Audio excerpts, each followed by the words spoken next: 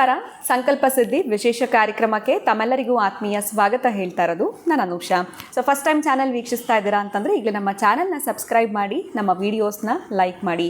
ಜೀವನದಲ್ಲಿ ಆಗ್ತಾ ಇರುವಂಥ ತೊಂದರೆಗಳು, ಸಮಸ್ಯೆಗಳು, ಕಷ್ಟಗಳು ಒಂದಾದ್ಮೇಲೆ ಒಂದು ಬರ್ತಾ ಇದೆ. ಎಲ್ಲ ರೀತಿ ಪರಿಹಾರ ಮಾಡ್ಕೊಳ್ತಾ ಇದ್ದೀವಿ. ಆದರೂ ಕೂಡ ಇರುವಂಥ ಸಮಸ್ಯೆಗಳಿಂದ ನಮಗೆ ಹೊರಗಡೆ ಬರೋದಕ್ಕಾಗ್ತಾ ಇಲ್ಲ ಅಂತಂದರೆ ಖಂಡಿತವಾಗ್ಲೂ ಚಿಂತೆ ಮಾಡಬೇಡಿ. ಸರಳವಾಗಿರುವಂಥ ಪರಿಹಾರ ಅಕ್ಷಯ ವೃಕ್ಷವನ್ನು ನೀವು ಬರ್ಮಾಡ್ಕೊಳ್ಳಿ. ನಿಮ್ಮ ಎಲ್ಲ ಒಂದು ಸಮಸ್ಯೆಗಳಿಂದ ಆದಷ್ಟು ಬೇಗ ನೀವು ಹೊರಗಡೆ ಬರ್ತೀರಾ. ಇನ್ನು ಕಾರ್ಯಕ್ರಮದಲ್ಲಿ ನಮ್ಮ ಜೊತೆಲಿದ್ದಾರೆ ಸ್ಪಿರಿಚುವಲ್ ಗುರು ಡಾಕ್ಟರ್ ವಿಷ್ಣುದತ್ತ ಗುರುಜಿಯವರು. ಗುರುಗಳನ್ನ ಕಾರ್ಯಕ್ರಮಕ್ಕೆ ಸ್ವಾಗತಿಸೋಣ. ನಮಸ್ತೆ ಗುರುಗಳೇ, ಕಾರ್ಯಕ್ರಮಕ್ಕೆ ಭಕ್ತಿಯ ಸ್ವಾಗತ. ಒಳ್ಳೆದಾಗಲಿ ಅಮ್ಮ. ಗುರುಗಳೇ, ಈ ಪುರಾತನ ಕಾಲದ ದೇವಸ್ಥಾನಗಳನ್ನ ನಾವು ನೋಡಿದ್ರೆ ದೇವಸ್ಥಾನದ ಗರ್ಭಗುಡಿಯ ಮುಂದೆ ಆಮೆ ಇರುತ್ತೆ. ಸೊ ಇದ್ರ ಹಿನ್ನೆಲೆ ಏನಾದರೂ ಇದೆಯಾ? ಈ ದೇವಸ್ಥಾನಗಳನ್ನು ನಾವು ನೋಡ್ತಾ ಹೋದರೆ ಹಿಂದಿನ ಒಂದು ದೇವಸ್ಥಾನಗಳು ಅವೆಲ್ಲ ಆಮೆ ಇರುತ್ತೆ. ಏನು ಅದಕ್ಕೂ ಏನಾದರೂ ಕನೆಕ್ಷನ್ ಇದೆಯಾ? ಏನಾದರೂ ಕತೆ ಇದೆಯಾ? ಯಾಕಿರುತ್ತೆ? ನಿಮ್ಮನ್ನು ಕೇಳಿದ್ರೆ ಸೂಕ್ತ ಅಂತ ಅನಿಸ್ತು, ಅದಕ್ಕೆ ಇದನ್ನು ತಮ್ಮ ಮುಂದೆ ಇಡ್ತಾ ಇದ್ದೀನಿ. ಇದ್ರ ಹಿನ್ನೆಲೆ ಏನಾದರೂ ಇದ್ದರೆ ದಯವಿಟ್ಟು ತಿಳಿಸ್ಕೊಳ್ಳಿ. ಓಂ ವಿಶ್ವಸ್ಮೈ ನಮಃ. ಪ್ರೀತಿಯ ಬಂಧುಗಳೇ, ಬಹುಶಃ ಇತ್ತೀಚೆಗಷ್ಟೇ ನಾನು ಎಲ್ಲೋ ಅದನ್ನು ಹೇಳಿದೆ, ಯಾವುದೋ ಒಂದು ಕಲ್ಯಾಣೋತ್ಸವದಲ್ಲೋ ಅಥವಾ ಯಾವುದೋ ಪ್ರವಚನ ಗೊತ್ತಿಲ್ಲ, ಅದು ಇದು ಬಂದಿತ್ತು. ಅದೇ ಅವತಾರಗಳು ಬಂದಾಗ, ಶ್ರೀನಿವಾಸನ ದಶಾವತಾರಗಳು ಬಂದಾಗ ಕೂರ್ಮ ಮಂದರ ಉದ್ಧತ್ಯ ರಕ್ಷಿತಾಂ ಸರ್ವದೇವತಾ ಅಂತಕ್ಕಂಥದ್ದು. ಹಾಗಾಗಿ ಪ್ರೀತಿಯ ಬಂಧುಗಳೇ, ನಿಮಗೆಲ್ಲರೂ ಕೂಡ ವಿಶ್ವಸ್ಮೈ ನಮಃ ಅನ್ನೋ ಮಂತ್ರ ನಾನೇನು ಹೇಳ್ತೀನೋ ಆ ಪ್ರತಿನಿತ್ಯದ ಆ ಮಂತ್ರದಲ್ಲಿ ಈ ಅವತಾರಗಳಿದೆ, ಈ ದಶಾವತಾರಗಳಿದೆ. ಈ ವಿಶ್ವವನ್ನೇ ನಡೆಸ್ತಕ್ಕಂತಹ ಅಕ್ಷರಗಳು ಅದರಲ್ಲಿದ್ದಾವೆ. ಅದಕ್ಕಾಗಿ ಏನು ಈಗ ನೀವು ಕೇಳ್ತಕ್ಕಂಥದ್ದು ಪುರಾತನ ದೇಗುಲಗಳಲ್ಲಿ ಇರ್ತಕ್ಕಂತಹ ಆಮೆ ನಮಗೇನು ತೋರಿಸುತ್ತೆ ಅಂತಂದರೆ, ಆ ಆಮೆಗೆ ಮುಂದ್ಗಡೆ 2 ಕೈ, ಹಿಂದ್ಗಡೆ 2 ಕಾಲು. ಎಷ್ಟಾಯಿತು? ಮುಂದ್ಗಡೆ 2, ಹಿಂದ್ಗಡೆ 2, 4. ಮುಂದ್ಗಡೆ ಮುಖ, ಹಿಂದ್ಗಡೆ ಬಾಲ 2. ಎಷ್ಟಾಯಿತು?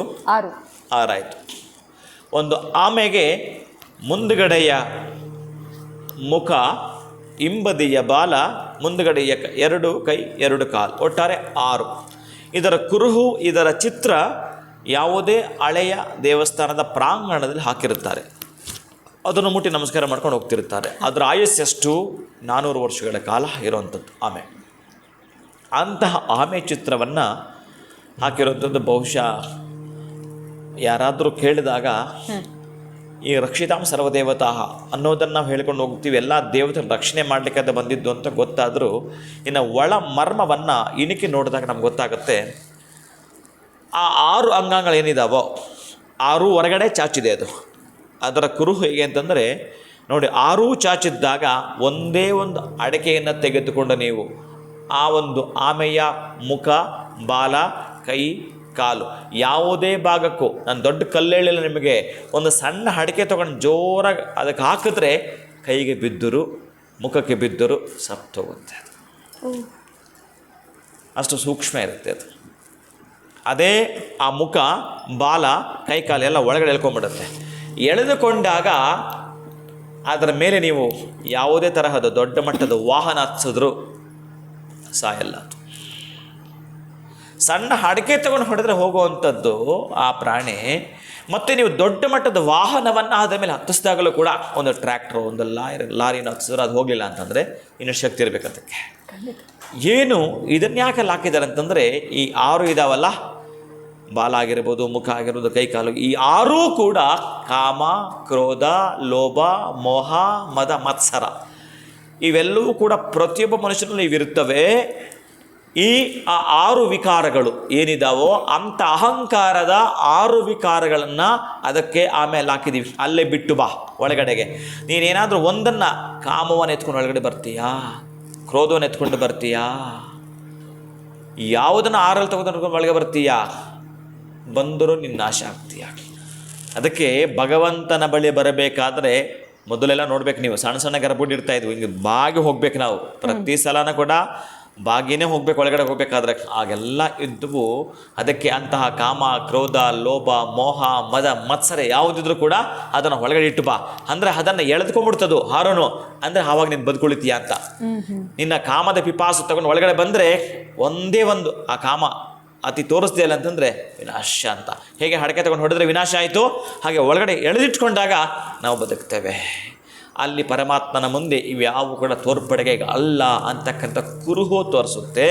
ನೀನು ಭಗವಂತನ ಅಲಂಕಾರವನ್ನು ಪ್ರೀತಿಯಿಂದ ನೋಡಿ ಗಮನಿಸಿ ಸ್ವಾದವನ್ನು ಅನುಭವಿಸ್ತೀಯ, ವಿಶೇಷತೆಯನ್ನು ಕಣ್ತುಂಬಿಸ್ಕೊಡ್ತೀಯ ಅಂತಂದರೆ, ನಿನ್ನ ನಾಲಿಗೆಯೊಂದಿಗೆ ಅವನ ನಾಮ ಜಪವನ್ನು ಜಪಿಸ್ತಾ ಬರ್ತೀಯ ಅಂತಂದರೆ, ನಿನ್ನ ಮೂಗು ಒಂದು ಅವನ ಪಾದ ಮೇಲೂ ತುಳಸಿ ಜಿಗ್ರಾಣಿಸಿದಂತಂದರೆ, ನಿನ್ನದಾಗಿರ್ತಕ್ಕಂಥ ಎರಡೂ ಕಿವಿಗಳು ಅವನ ನಾಮ ಸಂಕೀರ್ತನ ಕೇಳ್ತಾ ಬರುತ್ತೆ ಅಂತಂದರೆ, ನಿನ್ನ ತಲೆ ಅವನಿಗೆ ವಂದಿಸುತ್ತೆ ಅನ್ನೋದೇ. ಆದರೆ ಇಂತಹ ಅರಿಷಡ್ ವರ್ಗಗಳು ಏನಿದಾವೋ ಅದನ್ನು ಇಟ್ಟು ಬಾ, ನಿನ್ನ ನಾನು ನೋಡಿಕೊಳ್ಳುತ್ತೇನೆ, ನಿನ್ನ ಅಹಂಕಾರವನ್ನು ಬಿಟ್ಟು ನನ್ನ ಅಲಂಕಾರ ನೋಡು. ಆಗ ನೀನು ಯಾವ ಸ್ಥಿತಿ ಇದ್ದರೂ ಕೂಡ ಅಂತಹ ಪರಿಸ್ಥಿತಿಯಿಂದ ನಿನ್ನನ್ನು ಬಿಗಡಾಯಿಸ್ತಾ ಹೊರಗೆ ತರುತ್ತಾ ಅಲಂಕಾರ ಪ್ರಾಯದ ಬದುಕನ್ನು ನಾನು ಮಾಡಿಕೊಡ್ತೇನೆ ಅಂತಕ್ಕಂತಹ ಭಗವಂತನ ಸಂಕೇತಗಳು. ಅದಕ್ಕಾಗಿ ಆ ಆಮೆಯ ಚಿತ್ರವನ್ನು ಹಾಕಿರ್ತಾರೆ.